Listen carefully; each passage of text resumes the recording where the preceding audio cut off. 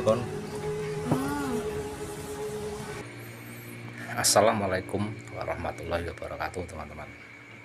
Salam sejahtera, salam rahayu rahayu rahayu. Saya mengucapkan selamat datang kepada teman-teman di channel Lancan Eru ini.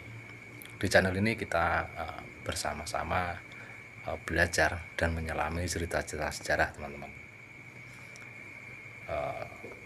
Di video kali ini kita akan membahas tentang kitab Pararaton atau Rontal Pararaton teman-teman, yang merupakan sumber sejarah sekunder yang memang harus dibutuhkan untuk melengkapi prasasti dan juga Nagara Kartagama, terutama di yang berkaitan dengan sejarah Singasari dan Majapahit teman-teman. Sebelum kita lanjutkan pembahasannya, teman-teman silahkan tekan tombol like, share, dan subscribe bagi teman-teman yang memang belum subscribe dan baru menemukan channel ini ya teman-teman. Terima kasih ya sudah mendukung. Mari kita lanjutkan videonya. Teman-teman, Pararaton itu adalah karya sastra yang berbentuk prosa teman-teman, yang ditulis dalam bahasa Jawa Pertengahan, yaitu masa peralihan antara bahasa Jawa kuno menuju ke bahasa Jawa baru teman-teman.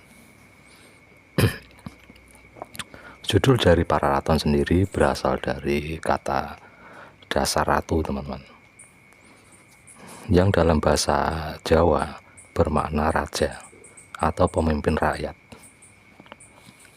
Tentu saja ini berbeda dengan pengertian ratu dalam bahasa Indonesia ya teman-teman.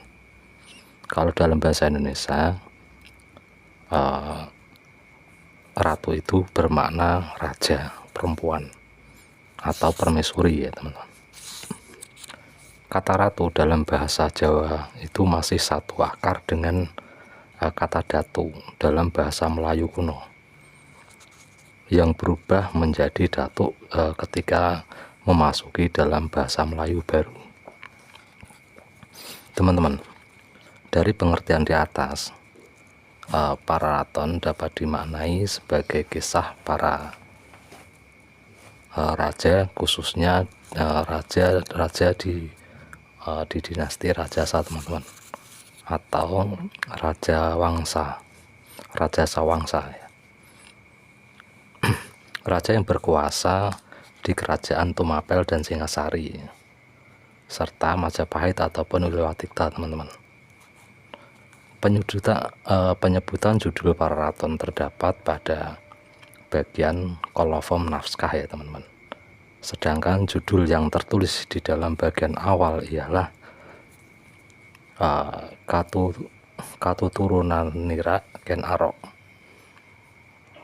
yaitu tokoh bernama Ken Arok yang merupakan cikal bakal dari dinasti Rajasa yang mendapatkan porsi paling banyak di dalam naskah ini dibandingkan raja lainnya. Teman-teman, kisah kehidupan Ken Arok yang ditulis dalam bagian awal Pararaton banyak dibumbui dengan mitos-mitos dan peristiwa-peristiwa ajaib yang terkesan khayal ya teman-teman.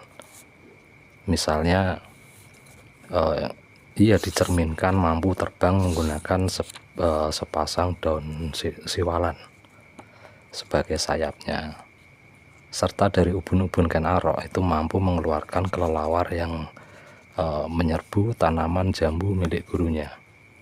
Namun demikian, Pararaton juga mengisahkan peristiwa sejarah, yaitu ketika Ken Arok menaklukkan Raja Daha pada tahun Saka 1144 atau tahun 1222 Masehi.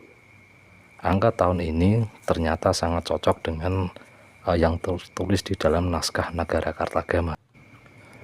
Teman-teman, setelah riwayat Ken Arok itu berakhir, di dalam Pararaton ini unsur mitos ataupun hal-hal ajaib di dalam Pararaton pun ikut lenyap teman-teman, sehingga naskah yang ini kemudian lebih banyak berisi catatan-catatan peristiwa sejarah saja.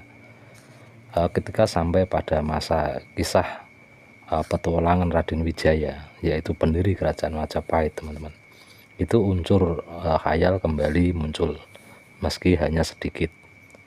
Setelah itu Paraton kembali menjadi naskah yang berisi catatan-catatan peristiwa sejarah secara kronologis, teman-teman.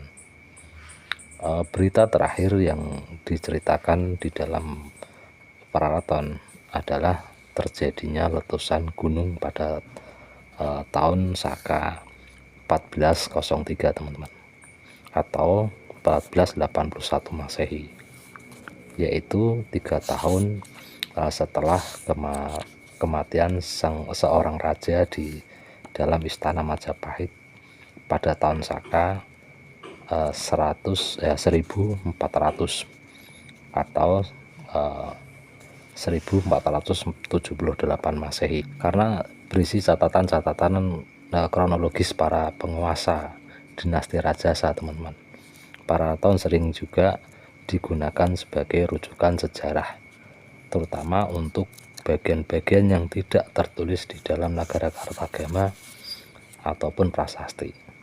Perlu diketahui bahwa Nagara Kartagama hanya mengisahkan peristiwa-peristiwa sampai tahun 1365 Masehi, teman-teman.